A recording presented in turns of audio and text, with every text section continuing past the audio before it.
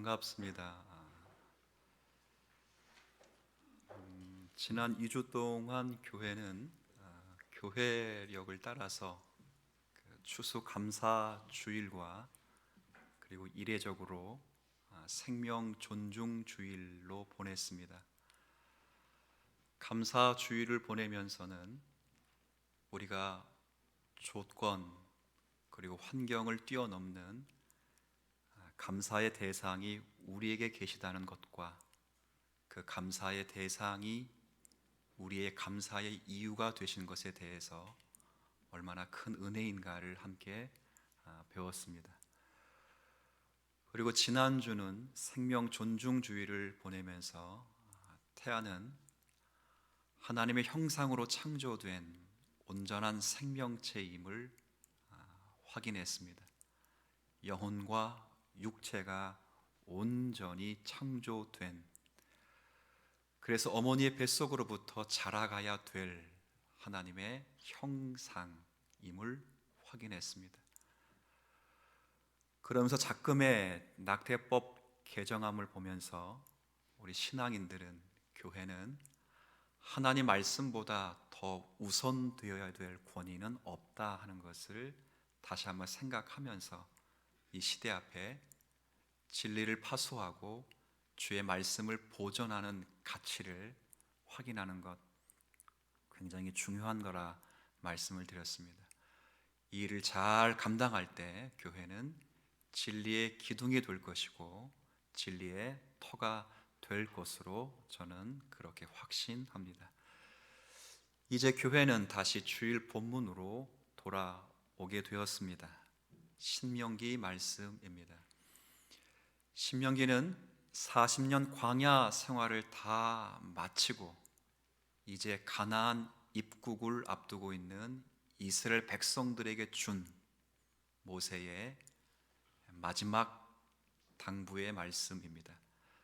총 3편의 설교로 진행이 되는데, 이 3편의 설교의 주된 내용은 율법을 지키라 하는 것과 그 율법의 내용이, 지켜야 될 율법의 내용이 무엇인가 하는 것을 설명하는 것으로 주 목적이 있습니다.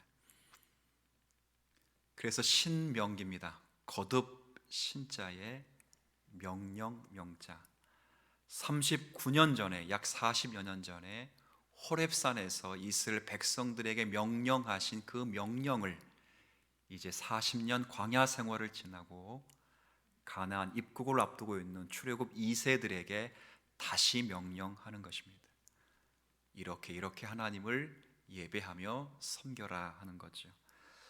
그 가운데 오늘 제가 여러분과 함께 읽은 말씀은, 그 말씀은 다름이 아니라 우상을 만들어 섬기지 말아라 하는 그런 말씀입니다. 이 말씀의 시점이 참 생각해 볼 만합니다. 너희의 복과 생명을 위하여 율법을 지키라 라고 모세가 말씀하셨고, 그리고 율법의 내용은 이제 이러이러한 것이다 라고 4장 초반부터 이제 그렇게 말씀을, 율법을 설명하려고 하는 그 시작에 가장 먼저 우상을 만들어 섬기지 말라라고 강력하게 경고하고 있습니다. 여기에 과연 어떤 의미가 있을까요? 우상을 숭배한다는 것이 과연 무엇을 의미하기에 왜 율법을 지켜라, 율법의 내용이 이러이러한 것이다 라는 것을 설명하기 직전에 이 경고를 해야만 했을까요? 오늘은 이 부분을 함께 생각하면서 말씀의 교훈을 받고자 합니다. 먼저 우상이라는 것이 무엇일까라는 생각을 하실 텐데, 본문은 잘 기록해 두었습니다. 자, 오늘 본문에 보면 16절 중간부터 19절까지를 우리가 함께 읽었습니다. 자, 읽었습니다. 제가 읽었다 치고 여기서 두 단어가 굉장히 중요합니다. 하나는 형상이라는 단어고 두 번째는 경배라는 단어입니다. 형상은 이를테면 남자의 형상이라고 되어 있습니다. 이 남자의 형상은 이제 미래에 곧 이스라엘 백성들이 가나안을 들어가게 되면 가나안 족속들이 섬기는 주신인, 주된 신인 바알신입니다. 바알신은 남자의 형상으로 조각되어 있습니다. 그리고 또 형상이라는 단어를 여자의 형상이라고 했습니다. 이 또한 가나안 땅에 들어가면 아세라라고 하는 신이 바로 여성의 형상을 한 신입니다.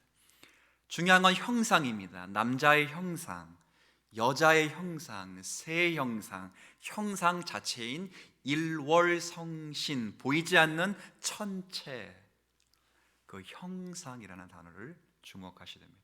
형상을 만들지 말라 하는 것이고, 두 번째는 그것들에게 경배하지 말라 하는 것입니다.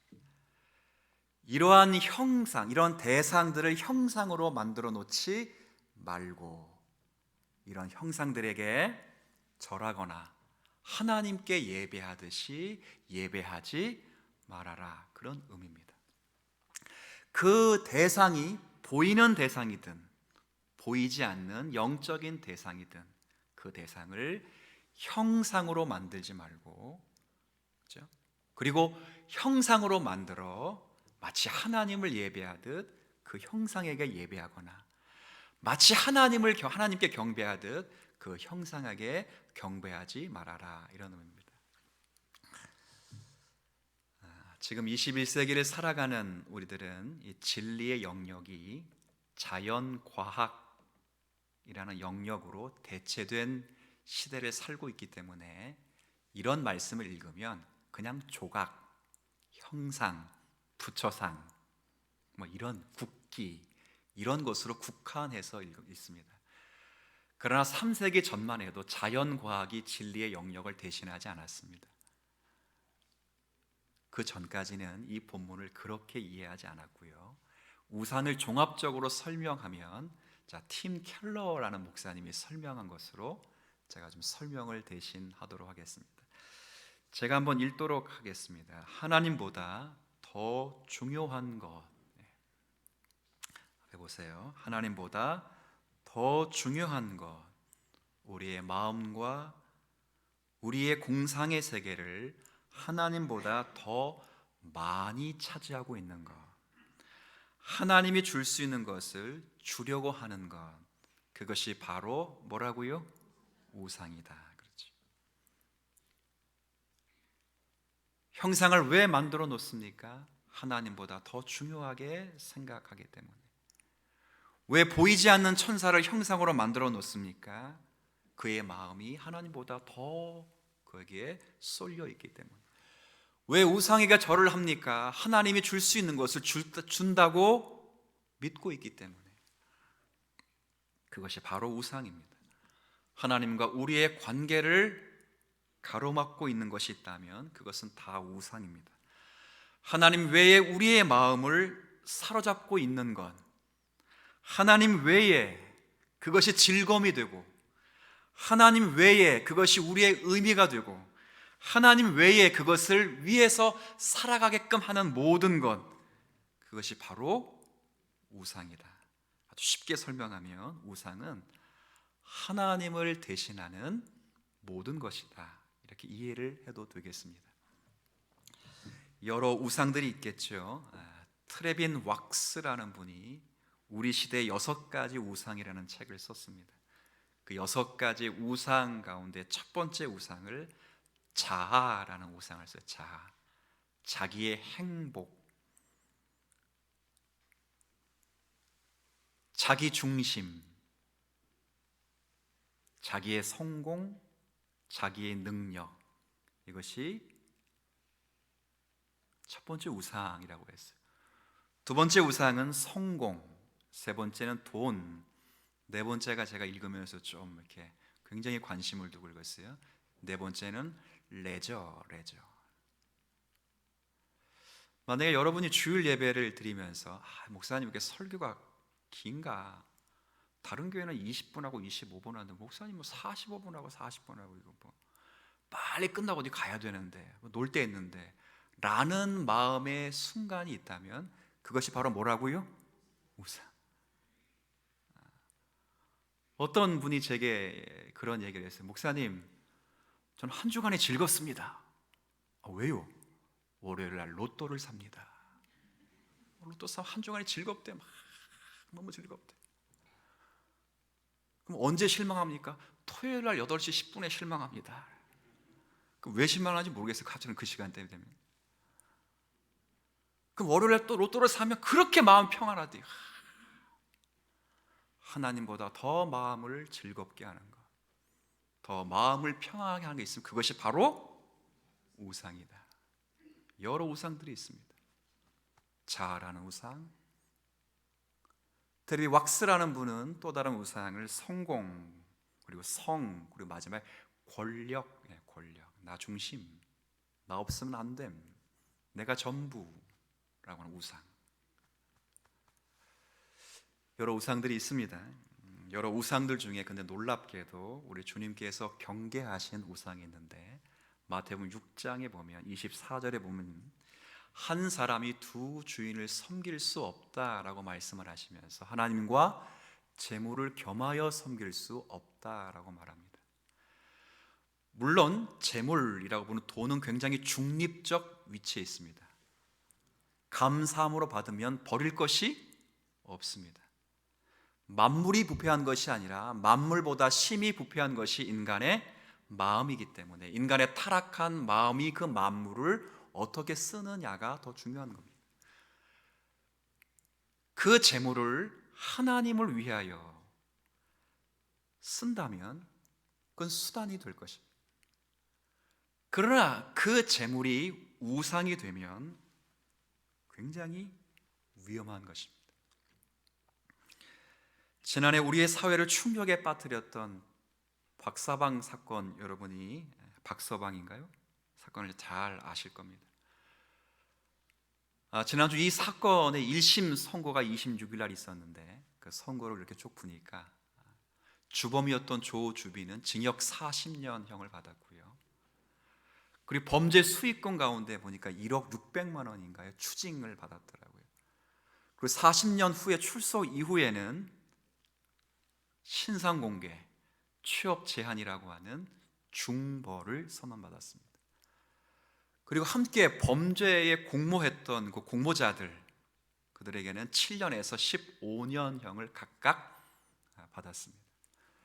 많다 적다 제가 그 이야기를 드리려고 하는 것은 아니고, 제가 이 박사방 사건을 보면서 뭘 느꼈냐면 물리적인 탐욕 앞에서 인간이 얼마만큼 타락할 수 있는가, 물리적인 탐욕 앞에 인간이 얼마만큼 잔인해질 수 있는가라는 것을 보여주는 사회의 경종이 되겠다라는 생각을 했습니다. 여러분, 그 범죄 사건을 잘 알 겁니다. 그렇죠? 조주빈이 인터넷 그리고 채팅방을 통해서 아르바이트를 모집했습니다. 아르바이트생을. 그렇게 모집한 여성들에게 성착취물을 제작하고 유포한 혐의입니다. 그렇게 피해를 받은 여성이 70명이고요. 그 70명의 여성 가운데 중학생, 고등학생, 미성년자가 16명이나 됩니다. 16명의 아이의 나체를 사진을 찍게 하고 강제로 그 권력과 힘을 이용해서 포르노를 만들어서 유포하겠다 협박을 하고 자기의 종을 삼아서 결국 그걸 유포하고 수만 명에 있는 유료 회원들, 교수, 의사, 박사, 선생 포함을 경찰 탐닉하고 은닉한 범죄 행위입니다.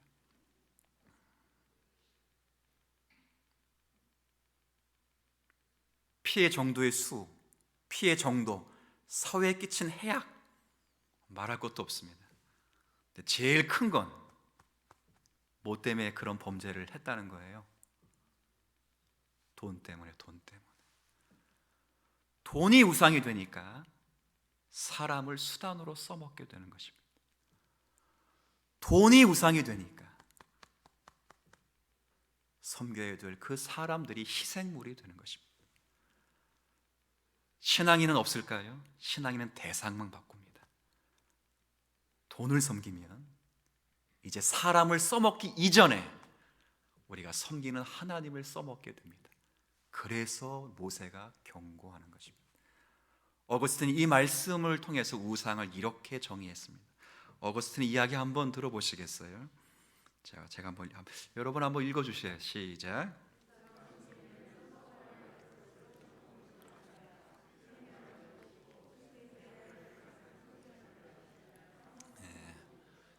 무슨 말인지 이해가 잘 안 되실 수도 있습니다. 근데 제가 한번 설명해 드릴게요. 우상 숭배는 써먹어야 할 것을 써먹지 않고 뭐 한다고요? 자, 묻습니다. 돈은 써먹어야 되는 겁니까? 숭배해야 되는 겁니까? 써먹어야 됩니다. 하나님의 영광을 위해서 쓰셔야 되고, 가족의 복지와 행복을 위해 쓰셔야 되고, 더 나아가 이 땅의 이웃의 복지와 유익을 위해서 쓰셔야 됩니다. 근데 그 돈을 쓰지 않고 숭배하게 되면 그 다음 뭡니까? 우리가 숭배해야 될 대상 누구셔요? 하나님을 어떻게 한다고요? 써먹게 된다, 이 뜻이겠어요? 조주비는 돈을 숭배하니까 사람들을 써먹었는데, 신앙인들은 돈을 숭배하니까 사람을 써먹기 이전에 누굴 써먹는다고요? 하나님을 써먹는다고 했어요. 자연과학이 대처된 이 시대에는 자꾸 형상, 그러니까 조각, 십자가, 형상, 뭐 이런 거 이야기하는데, 불과 3세기 전까지만 해도 자연과학이 진리를 대체하지 않았습니다. 천문학이라고 하는 계시의 모든 보편성이 인간 안에 내재하지 않고 오직 위로부터 주어진다고 하는 천문학에 근거해서 사실 진리의 내용들이 펼쳐질 때는 이 내용을 그렇게 이해를 한 것입니다. 왜 율법을 주시기 전에 우상 숭배를 이야기해야 될 것인가? 너희들이 우상 숭배하듯 하나님을 섬기지 말고 율법에 근거한 법칙과 율법에 근거하여 주어진 규례대로 하나님을 섬겨 숭배할 대상을 바로 섬기고 써먹어야 할 대상을 바로 써서 주객이 전도되지 않는 가나안 천국의 삶을 이루어 가라라고 말씀을 하시는 것입니다. 원래는 그런 것입니다. 원래는 하나님만이 우리의 주인 되시고 하나님만이 우리의 명령자가 되시는 겁니다. 하나님만이 우리의 결정자가 되시고, 그래서 그분을 경배하고 그분의 말씀에 귀를 기울이고 그분과 교제하기 위하여 나가야 합니다. 그런데 거꾸로 우상을 섬기게 되면 내가 결정하고 내가 필요한 것을 하나님께 능력만 빼오는 식으로 나아가게 되는 결과를 얻게 됩니다. 결국 모세가 이 말씀을 신명기를 통해서 이스라엘 백성들에 가르치는 것은 우상을 섬기지 말아라, 무슨 광신도들처럼 국기의 경례를 하지 말아라, 불상 앞에 가서 절하지 말아라, 이런 이야기를 하자는 것은 아니고요. 그건 당연한 것이요. 그런 이야기가 아니라 그런 자들에게 빌듯이 하나님의 인격과 하나님의 지혜와 하나님의 전능하심을 본받기 위해 나오는 것이 아니라 하나님께 능력만 빼앗기 위하여 그런 식으로 나오지 말라, 그 말입니다. 이스라엘 백성들이 가나안 땅에 들어가서 우상을 섬길 때 우상을 섬기면서 하나님을 안 섬기게 아닙니다. 성전 안에 우상을 놓고 같이 섬깁니다. 그 이야기를 하는 겁니다. 그 이야기. 감이 좀 멀면 이제 우리 이야기를 좀 하죠. 이제부터 신앙이 어릴 때, 신앙이 좀 유치할 때는 이런 수준에 있을 수도 있습니다. 하나님, 이번 한 건만 잘 해결해 주시면 내가 하나님 앞에 크게 한번 힘을 쓰겠습니다 라는 식의 기도를 자주 하게 됩니다. 신앙이 유치할 때는 그런 식의 기도를 하나님이 받아주실 때도 있습니다. 하나님이 어떤 분이신지 잘 모를 때, 그리고 하나님께 어떻게 감사해야 될지를 잘 모를 때는 하나님, 이번에 우리 대학 수학능력 시험에 우리 아이를 원하는 대학에 입학시켜주면 제가 개척교회에다가 차 한 대를 헌납하겠습니다 라는 식의 진심을 받아주시기도 하십니다. 하지만 그것을 지나서 하나님 이것만 해주시면 거기에 상응하는 보답을 해드리겠습니다 라고 하는 세일즈 같은 신앙으로 하나님께 나올 때는 저도 동일하게 모세의 힘을 빌어 경고합니다. 하나님께서 엄중히 그리고 호되게 꾸중을 하실 것입니다. 하나님께서 우리에게 무엇을 받으시는 것은 결코 우리의 보상과 대가로 받으시는 것이 아닙니다. 우리가 하나님 앞에 감사한다든지 하나님 앞에 헌금을 할 때는 사실은 우리가 전인격으로 하나님 앞에 신앙 고백드리는 항복입니다. 다윗의 고백을 잘 아시죠? 나와 나의 백성이 무엇이간데 이처럼 드릴 힘이 있었나이까. 모든 것이 주께로 말미암았사오니 우리가 받은 것 가운데 다만 주께 드렸을, 제일 중요한 단어가 끝부분이야. 드렸을 뿐이다. 그겁니다. 그 드림이 거래가 아닙니다. 보상과 거래가 절대 아닙니다. 대가도 아닙니다. 더 높은 직분을 얻기 위해서도 아니고 더 잘 먹고 잘 살기 위함도 아닙니다. 다만 주의 손에서 받은 것으로 드렸을 뿐입니다. 그 정도의 자리에 우리가 초대되어 있다고 하는 항복과 신앙 고백으로 하나님께 드렸을 뿐입니다. 누구의 기도라고 얘기해요? 다윗입니다. 다윗이 성전 건축을 할 마음을 받았습니다. 하나님 앞에 허락을 받았지만 당된 허락 갖지 못하고 솔로몬이 그 성전을 건축하기로 하나님이 약속하셨습니다. 그러나 우리는 솔로몬이 성전을 건축했다고 알지만, 그러나 솔로몬이 성전을 건축한 건 실제적으로 아닙니다. 성전 건축의 설계도도 하나님은 다윗에게 주시고 성전 건축의 모든 재료도 사실은 다윗이 다 드렸습니다. 다윗이 그 성전 건축 재료를 다 하나님께 드린 후에 했던 기도가 나와 나의 백성이 무엇이간데 이처럼 즐거운 마음으로 드릴 힘이 있었나이까. 모든 것이 주께로 말미암았사오니 우리가 주의 손에서 받은 것으로 주께 드렸을 뿐이니이다. 그런 은혜에 있었다는 것입니다. 모든 것이 주께 왔다는 겁니다. 주님이 맨날 그 신학에 이런 말씀하셨죠. 공중에 나는 새를 보아라. 심지도 않고 거두지도 않고 모으지도 않는다. 들의 백합화를 보아라. 수고도 하지 않고 길쌈도 하지 않는다. 그러나 내가 저것들을 다 먹이고 입히고 기르고 자라가게 하신다. 하물며 너희일까 보냐. 너희는 이것들보다 훨씬 귀하니라 라는 자리에 우리가 있다라는 것입니다. 있다. 이해되시겠습니까? 이 말을 주님이 왜 하셨죠? 너희는 목숨을 위하여 무엇을 먹을까? 몸을 위하여 무엇을 입을까? 염려하지 말라고요. 이 땅을 살면서 먹을 것, 입을 것 걱정하지 않는 사람이 어디 있습니까? 영혼으로 창조된 본질로만 있다면 그런 걱정 안 하죠. 그러나 우리의 영혼이 하나님께 은혜를 누리기 위하여 더 계시기관을 허락받아 육체라고 하는 계시기관을 허락받았습니다. 영혼과 육체가 전 인격과 하나님의 창조 자체가 되어서 하나님을 예배할 수 있는 특권을 누렸습니다. 육체가 있는 한 영혼이 있어도 먹을 거 입을 거 걱정합니다. 아내가 일부 예배 아침에 7시 좀 넘어 내려오는데 아내가 저한테 그런 얘기 했어요. 여보, 이따 국수 먹어도 돼? 라고 하면 국수 먹어도. 일부 예배 내려오는데 여보 화이팅! 은혜 받을 줄 믿습니다.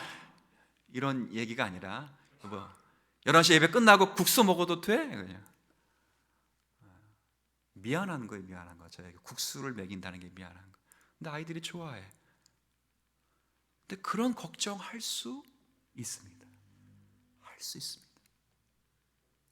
예수님께서 말씀하시는 것이 그 이야기를 하는 것이 아니라 진짜 말씀하고 싶은 것은 너희들에게만큼은, 하나님의 자녀만큼은 진짜 걱정하고 염려해야 될 것이 따로 있다.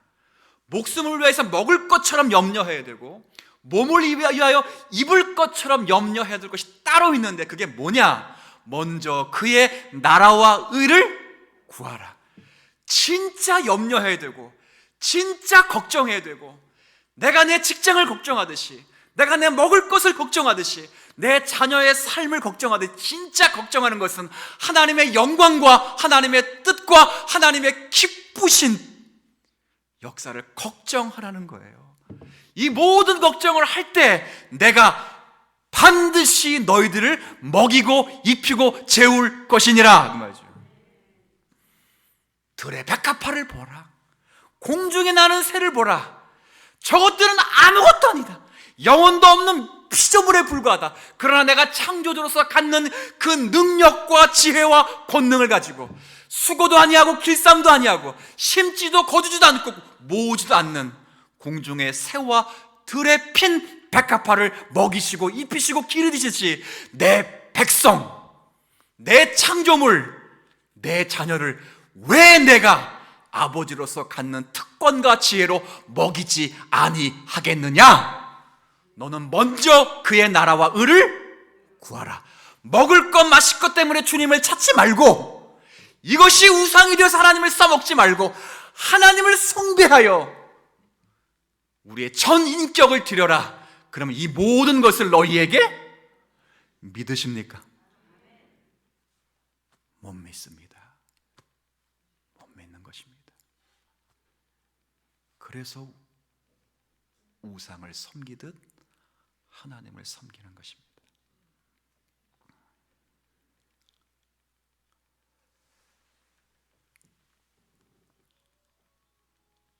강남에서 사역을 하게 될 때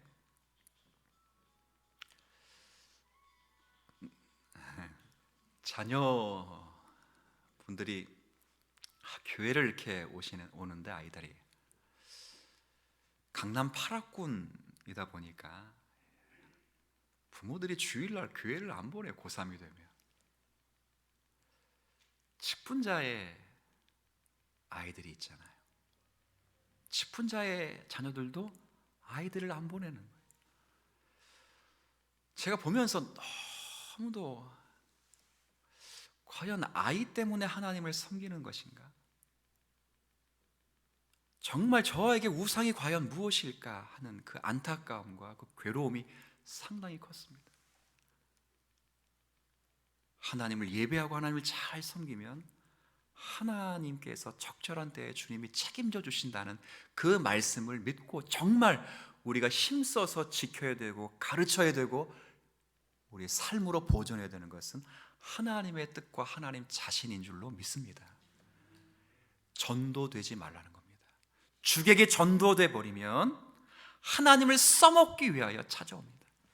하나님에게 지혜를 배우거나 하나님과의 관계를 하거나 하나님을 닮기 위해서 그의 인격과 그의 성품, 자비하심과 의롭고 선하심을 담기 위하여 교제하기 위해 주님께 오는 게 아니라 주님에게 있는 능력만을 빼앗아 오도록 이게 주님께 찾아온다는 것입니다.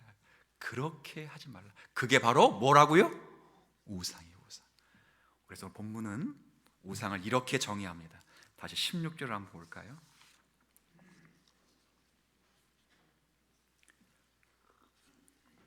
자, 16절 제가 읽겠습니다. 앞부분. 그리하여 스스로 부패하여. 자, 일단 물어볼 게 답을 해보세요. 우상이 생겨난 이유, 스스로 부패하여. 잘 보세요. 앞에 보세요. 우상이 생겨난 이유는 마음이 부패했기 때문입니다. 원래 신은 없습니다. 신은 없는데 여러 신들이 생겨난 이유, 있다고 믿는 이유는 우리의 마음이 부패했기 때문에. 점쟁이, 무당, 복술, 점술이 있는 이유는 우리의 마음이 부패했기 때문에. 원래는 없어도 되고 없는 것들입니다. 우상이라는 존재는 없습니다. 바알신도 없고 아세라신도 없습니다. 몰렉신도 없습니다. 삼신할매도 없고요. 도라르방도 없습니다. 단군도 없습니다. 우리가 있다고 믿는 것은, 가정에 둔 것은 우리의 마음이 부패했기 때문에. 부패한 결과를 잘 보세요. 부패한 결과 지향성. 자, 16절 또 앞부분. 그리하여 스스로 부패하여 누구를 위하여? 자기를 위하여. 하나님을 써먹는 것입니다. 자기를 위하여 하나님을 써먹는 거예요. 자기를 위하여, 아까 조주빈 같은 사람은 사람 이웃을 써먹지요. 근데 하나님을 믿는 사람은 자기를 위하여 하나님을 써먹게 된다는 거예요. 사도 바울이 디모데에게 준 편지 두 번째 3장 1절 2절에 보면 말세의 가장 중요한 특징이 자기, 따라합시다, 자기 사랑. 자기 사랑이에요. 말세에 나타난 가장 큰 특징은 자기 사랑이야. 이 자기 사랑은 마음이 타락한 결과로 주어진 것이기에 전부 자기를 위하여며, 자기를 위하여. 하나님을 섬기는 것도 자기를 위하여, 타인과의 공동체를 위하여, 자기를 위하여. 자기. 제가 교회 생활을 하면서 이런 이야기 많이 듣습니다. 들어보십시오. 사람들이 교회에 와서, 저도 들은 이야기니까, 교회 왔는데 사랑이 없다, 그 말입니다. 목사님, 우리 교회는 사랑이 없어요. 사랑이. 근데 제가 설교 때도 이런 말씀 드렸습니다. 이런 말은 초신자나 새신자들이 하면 괜찮습니다. 근데 우리들이 하면 안 됩니다. 이 말은 무슨 말이냐? 바꿔 말하면 자신이 사랑을 받고 싶은데 사랑을 못 받고 있다는 겁니다.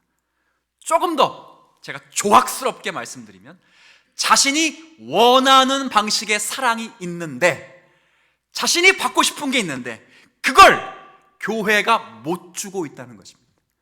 다른 사람이 내게 그걸 못 만들어주고 있답니다. 자기를 위한 겁니다. 자기를. 내가 좀 조악스럽게 이야기했습니까? 그렇죠? 주님이 뭐라 말씀하십니까? 먼저 사랑하라.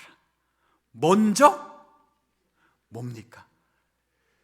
우상 숭배의 마음이 있으면 율법을 버린다, 하나님을 안 섬긴다는 것이 아니라, 우상 숭배의 마음이 있으면 그 마음이 타락하여 율법도 자기식으로, 하나님도 자기식으로, 신앙의 설교의 적용도 다 자기식으로 그렇게 가게 되고 말 것이다, 그 말입니다. 이 심도의 정도를 이해하시겠습니까? 지금도 이해가 안 되시면 집에 가서 그냥 집에 가서 주무십시오. 사랑하는 자에게 잠을 주실 겁니다. 건강한 컨디션으로 들으십시오. 여러분이 밑줄 치는 모든 성경의 밑줄이 어디에 가 있습니까? 입을 쫙쫙 열려라. 내가 좋게 채우리라. 거기에 가 있지 않아요? 우상을 섬긴다는 것은 남의 일이 아닙니다. 하나님을 버린다고 하는 것은 남의 일이 아닙니다. 우린 그런 의미에서 하나님의 사람으로 책임져야 될 일이 있다고 분명히 봅니다. 하나님을 섬기는 자들이 자기를 위해 하나님을 섬겼을 뿐 아니라 공동체를 이루고 있는 모든 분들도 자기를 위하여가 아닙니다. 사실은 그건 우상을 섬기는 것과 다름없습니다. 우리가 만나는 모든 사람들에게 똑바로 하나님을 소개해야 되고, 하나님과 그 영혼이, 우리가 만나는 모든 사람들이 하나님을 만나도록 하는 일에 실패를 해서는 안 됩니다. 하나님 앞에 선 영혼 각자가 자신이 하나님 앞에 그렇게 책임을 지셔야 됩니다. 주변과 환경에 핑계를 대서는 안 됩니다. 누군 그렇고 쟤는 그렇고 핑계를 대서는 안 됩니다.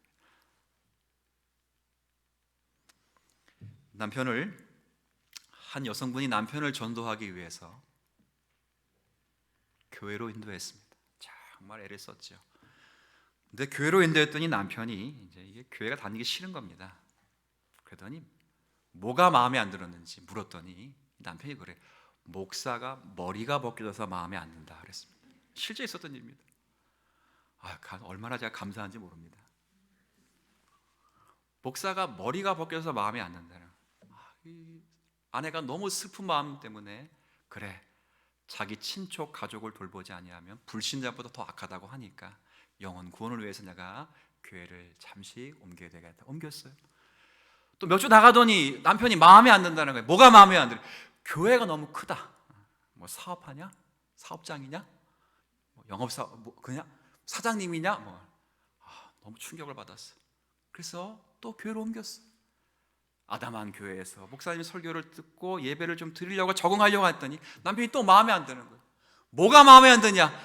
목사님 웃음소리가 마음에 안 들어요. 껄껄껄껄 막 웃는. 저는 감사하게도 그렇게 못 웃는다는 건 아니겠습니까? 너무 껄껄껄 웃는 거예요. 그 아내가 마지막 카드를 썼어요. 이혼해.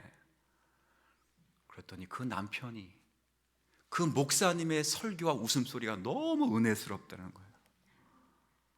뭔 말인지 아시겠어요? 책임지실 때 지라고요. 핑계대지 마시라고요. 머리가 벗겨졌다고, 교회가 크다고, 목소리 웃는 소리가 크다고. 아닙니다. 우리가 하나님 앞에서 자기 위주를 위하여 공동체를 설정하면 전부 자기 위함.